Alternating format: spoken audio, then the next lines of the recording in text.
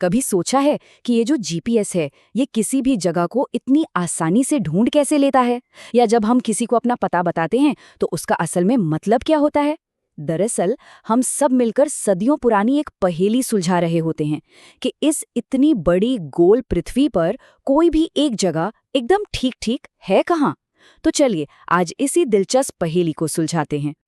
अच्छा, ये देखिए, ये है ग्लोब, हमारी पृथ्वी का एक छोटा सा मॉडल। पर इसमें ना एक दिक्कत है। जरा सोचिए, अगर इस पर कोई भी निशान ना हो तो ये बस एक नीली हरी गेंद बनकर रह जाएगा। इस पर दिल्ली या न्यूयॉर्क को ढूंढना भाई नामुमकिन होता। तो सवाल ये उठता है कि आखिर शुरुआत की कहाँ से जाए। तो इस ग्लोबल एड्रेस सिस्टम को बनाने का जो सबसे पहला कदम था वो था उत्तर से दक्षिण की दूरी को नापना, और इसी को हम कहते हैं अक्षांश। अब देखिए, सबसे तार्किक शुरुआत क्या हो सकती थी? यही कि पृथ्वी को ठीक बीच से दो हिस्सों में बांट दिया जाए, बिल्कुल वैसे ही जैसे हम किसी सेब को काटते हैं। तो वैज्ञानिकों ने एक काल्पनिक यानी इमेजिनरी रेखा की कल्पना की। इसे नाम दिया गया विषुवत वृत्त, या जिसे हम सब जानते हैं इक्वेटर के नाम से। और इसी को बना दिया गया हमारा स्टार्टिंग पॉइंट, यानी 0 डिग्री अक्षांश। अब इस लाइन के ऊपर का जो आधा हिस्सा है वो हो गया उत्तरी गोलार्ध, और नीचे वाला आधा हिस्सा दक्षिणी गोलार्ध। ठीक है, तो इक्वेटर तो बन गया, लेकिन सिर्फ एक लाइन से तो काम नहीं चलेगा। इसलिए इसके समानांतर यानी पैरेलल पूर्व से पश्चिम की ओर जाने वाले कई और काल्पनिक वृत्त बनाए गए। इन्हीं को कहते हैं अक्षांश की समानांतर रेखाएं। इनका क्या काम है? ये असल में ये नापती हैं कि कोई भी जगह इक्वेटर से कितनी दूर उत्तर या दक्षिण में है, और इन्हें नापने की इकाई है डिग्री। इक्वेटर पर 0 डिग्री से शुरू होकर ये रेखाएं ठीक ध्रुवों पर 90 डिग्री तक पहुंच जाती हैं। पर यहाँ एक और पेच आ गया। सिर्फ ये कह देना कि कोई जगह 20 डिग्री पर है, इससे काम नहीं चलता। क्यों? चलिए देखते हैं। भारत में चंद्रपुर और ब्राजील में बेलो हॉरिजॉन्टे, ये दोनों ही शहर 20 डिग्री अक्षांश पर हैं। तो फिर फर्क क्या है? फर्क ये है कि एक इक्वेटर के उत्तर में है और दूसरा दक्षिण में। इसीलिए दिशा बताना बेहद जरूरी हो जाता है। 20 डिग्री उत्तर या 20 डिग्री दक्षिण। इक्वेटर के अलावा भी ना कुछ और बहुत ही जरूरी अक्षांश रेखाएं हैं, जैसे कर्क रेखा और मकर रेखा, जो 23.5 डिग्री उत्तर और दक्षिण पर हैं। और फिर है आर्कटिक और अंटार्कटिक वृत्त, जो 66.5 डिग्री उत्तर और दक्षिण में है। और पता है, ये रेखाएं सिर्फ लोकेशन बताने के काम नहीं आती। इन अक्षांश रेखाओं का असर न सिर्फ लोकेशन बताने से कहीं ज्यादा गहरा है। असल में ये तय करती हैं कि सूरज की किरणें हमारी पृथ्वी पर किस एंगल पर पड़ेंगी। और ये तो हम सब जानते हैं कि जहाँ किरणें सीधी पड़ती हैं वहाँ गर्मी ज़्यादा होती है, और जहाँ तिरछी पड़ती हैं वहाँ ठंड। बस इसी से पृथ्वी पर बनते हैं अलग अलग ताप कटिबंध, या जिन्हें हम हीट जोन्स कहते हैं। इसे ऐसे समझिए, कर्क और मकर रेखा के बीच का जो इलाका है उसे कहते हैं उष्ण कटिबंध। यहाँ साल में कम से कम एक बार सूरज ठीक सिर के ऊपर आता है, और इसीलिए यहाँ गर्मी सबसे ज्यादा होती है। फिर इनसे ऊपर आते हैं शीतोष्ण कटिबंध, जहाँ तापमान ठीक ठाक मतलब मॉडरेट रहता है। और आखिर में ध्रुवों के पास है शीत कटिबंध, जहाँ सूरज की किरणें बहुत ज्यादा तिरछी पड़ती हैं, और इसी वजह से वहाँ कड़ाके की ठंड होती है। चलिए, तो उत्तर दक्षिण वाली पहेली तो हमने सुलझा ली, लेकिन कहानी अभी खत्म नहीं हुई।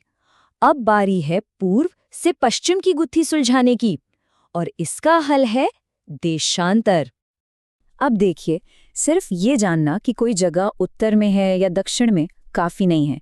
क्यों? क्योंकि प्रशांत महासागर में टोंगा द्वीप और हिंद महासागर में मॉरिशस द्वीप, ये दोनों करीब करीब एक ही अक्षांश पर हैं, 20 डिग्री दक्षिण। तो फिर इनमें फर्क कैसे किया जाए? सीधी सी बात है, हमें पूर्व और पश्चिम की जानकारी भी चाहिए। और यहीं पर एंट्री होती है देशांतर की इन रेखाओं की, जिन्हें याम्योत्तर या मेरिडियन भी कहते हैं। अब ये अक्षांश रेखाओं से बिल्कुल अलग हैं। अक्षांश रेखाएं तो छोटे बड़े वृत्त होती थी, है ना? लेकिन देशांतर की सभी रेखाएं लंबाई में एकदम बराबर होती हैं, और ये सभी उत्तरी ध्रुव से शुरू होकर दक्षिणी ध्रुव पर जाकर मिल जाती हैं। अब यहाँ एक बड़ी मुश्किल खड़ी हो गई। इक्वेटर की तरह यहाँ कोई नेचुरल बीच की रेखा तो थी ही नहीं, क्योंकि सारी की सारी देशांतर रेखाएं एक बराबर थीं। तो 0 किसे माना जाए, ये एक बड़ी समस्या थी। आखिरकार दुनिया के देशों ने मिलकर एक समझौता किया और तय हुआ कि लंदन के पास ग्रीनविच में जो ब्रिटिश रॉयल ऑब्जर्वेटरी है, वहां से गुजरने वाली रेखा को ही हम अपना स्टार्टिंग पॉइंट यानी 0 डिग्री देशांतर मानेंगे, और इसी को आज हम प्रमुख याम्योत्तर या प्राइम मेरिडियन के नाम से जानते हैं। तो इसी प्राइम मेरिडियन से हम 180 डिग्री पूरब की तरफ और 180 डिग्री पश्चिम की तरफ गिनते हैं। और एक मज़ेदार बात यह है कि 180 डिग्री पूर्व और 180 डिग्री पश्चिम वाली जो देशांतर रेखा है, वो असल में एक ही लाइन है जो ग्लोब पे प्राइम मेरिडियन के ठीक दूसरी तरफ है। तो अब हमारे पास दोनों टुकड़े हैं।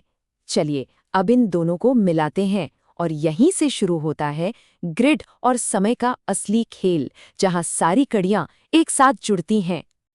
तो जब अक्षांश की ये लेटी हुई रेखाएं और देशांतर की ये खड़ी रेखाएं एक दूसरे को काटती हैं, तो क्या बनता है? ये पृथ्वी पर एक जाल सा बना देती हैं जिसे हम कहते हैं ग्रिड। और बस यही ग्रिड किसी भी जगह का एकदम पक्का पता बताने की चाबी है। और बस यही है वो आहा मोमेंट। इस ग्रिड के साथ हम पृथ्वी पर किसी भी जगह को सिर्फ 2 नंबरों से बता सकते हैं। जैसे असम में जो धुबरी शहर है वो 26 डिग्री उत्तरी अक्षांश और 90 डिग्री पूर्वी देशांतर पर है। जहां ये दोनों लाइनें एक दूसरे को काटती हैं, बस वही है धुबरी की एकदम सटीक लोकेशन। लेकिन देशांतर ने एक पहेली सुलझाई तो एक नई और बहुत बड़ी समस्या खड़ी कर दी, समय की समस्या। देखिए, टेक्निकली जब सूरज किसी देशांतर पर ठीक सिर के ऊपर होता है तो वहां दोपहर के 12 बजते हैं। इसका मतलब तो ये हुआ कि हर शहर का अपना अलग लोकल टाइम होगा। जरा सोच कर देखिए, एक ऐसी दुनिया जहां हर शहर की घड़ी अलग अलग समय बता रही हो। ट्रेनें कैसे चलती, जहाज़ों का क्या होता, पूरी दुनिया में कितना बड़ा कन्फ्यूजन फैल जाता। इस मुश्किल का हल भी हमारी पृथ्वी के अपनी गति में ही छिपा था। देखिए, पृथ्वी 24 घंटे में पूरा 360 डिग्री घूम जाती है। इसका सीधा सा मतलब है कि ये 1 घंटे में 15 डिग्री घूमती है, और अगर इसे और छोटे टुकड़ों में बांटे तो 1 डिग्री घूमने में इसे लगते हैं 4 मिनट। बस यही छोटा सा गणित दुनिया भर के समय की गणना का आधार है। तो नियम बहुत सीधा सा है। क्योंकि हमारी पृथ्वी पश्चिम से पूरब की ओर घूमती है, इसलिए ग्रीनविच के पूरब में जो जगह हैं उनका समय ग्रीनविच से आगे चलता है, और जो जगह पश्चिम में हैं उनका समय पीछे होता है। इसे समझने के लिए चलिए एक क्रिकेट मैच का उदाहरण लेते हैं। मान लीजिए लंदन में दोपहर के 2 बजे कोई मैच शुरू होता है, तो ठीक उसी समय भारत में शाम के 7:30 बज रहे होंगे। पर ऐसा क्यों है? ऐसा इसलिए है क्योंकि भारत का जो स्टैंडर्ड टाइम है वो 82.5 डिग्री पूर्वी देशांतर से तय होता है, और गणित के हिसाब से देखें तो ये जगह ग्रीनविच से ठीक 5.5 घंटे आगे है। तो बस जब लंदन में 2 बजते हैं तो हम उसमें 5.5 घंटे जोड़ देते हैं और भारत में बज जाते हैं शाम के 7:30। और आखिर में एक सवाल पर सोचते हैं। अक्षांश, देशांतर, इक्वेटर, ये जितनी भी लाइनें हैं, ये सब की सब पूरी तरह से काल्पनिक है। हमारी धरती पर असल में ऐसी कोई लकीर नहीं खींची हुई है। फिर भी इन्हीं काल्पनिक रेखाओं के सहारे हमारी पूरी दुनिया चलती है। हमारी घड़ियां, हमारे जहाज, हमारी यात्राएं, सब कुछ। ऐसा क्यों है? शायद इसलिए कि कभी-कभी सबसे ताकतवर आइडियाज वही होते हैं जिन्हें हम सब मिलकर सच मान लेते हैं।